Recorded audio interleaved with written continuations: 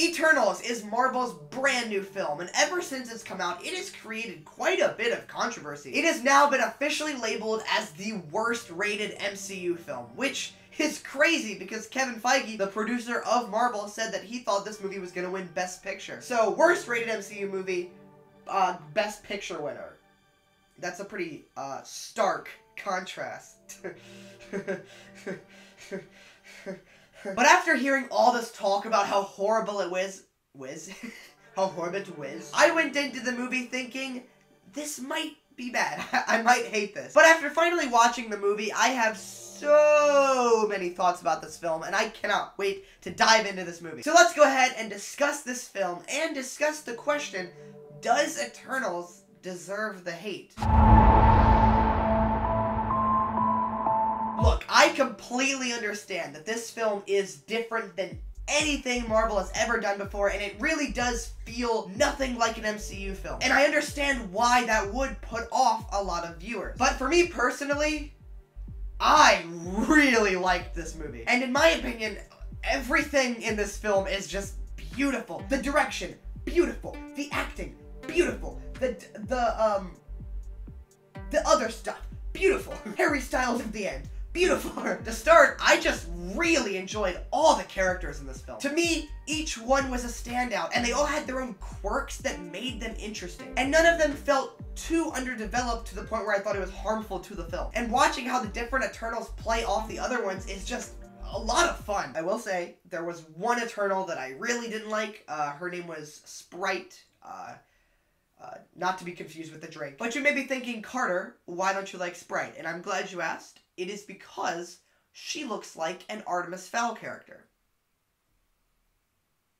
And that is my only point. Also, I haven't felt this strong emotions from an MCU film since I saw Endgame. I just really grew to like the characters. So then when the betrayals and the deaths happened, I really felt it. And also, for a movie called Eternals, a lot of people don't live very long. In like the first 10 minutes, Ajax dies, and I was like, I guess she's not very good at being eternal.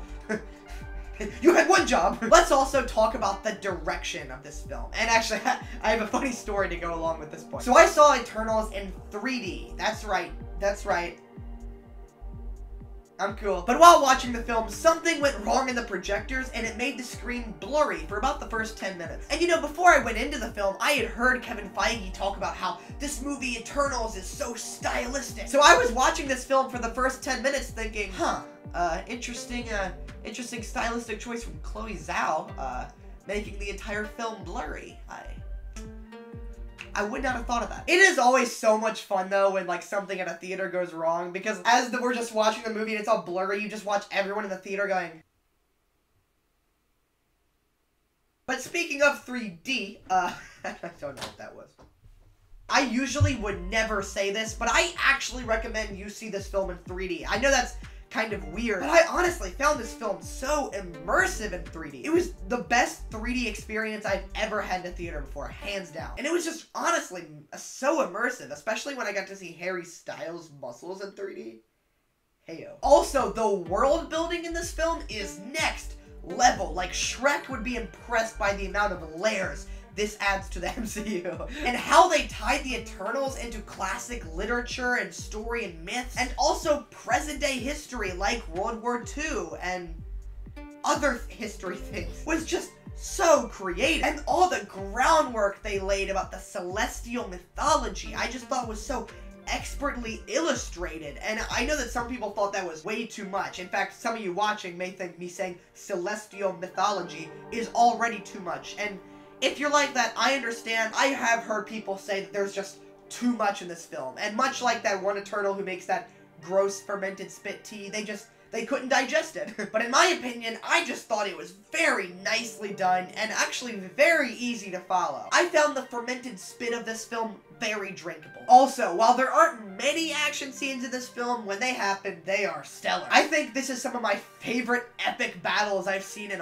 quite a while. Especially the one in the Amazon forest. I thought that one was just terrific. I loved the atmosphere and the way that they expertly used great camera work, and also depositing the monsters into the frame looked incredibly realistic. It's like they filmed the scenes knowing there was going to be like a monster in spots, and like the way they deposited the monsters into the film just made you completely buy that there was monsters trying to eat people's heads off. And if I'm being honest, I found the finale of this film to be absolutely jaw-dropping. The insanely high stakes, the emotional payoffs, the characters bickering about moral dilemmas, it all just collided to make such a memorable finale. And the actual like scale of the finale is so giant. Like the threat that the Eternals face in this movie is just so big, it is hard to comprehend. Just like Harry Styles' muscles. I love making fun of teen girl stuff so much. It's like my favorite thing to do. In the end, the best word I can think of to describe this film is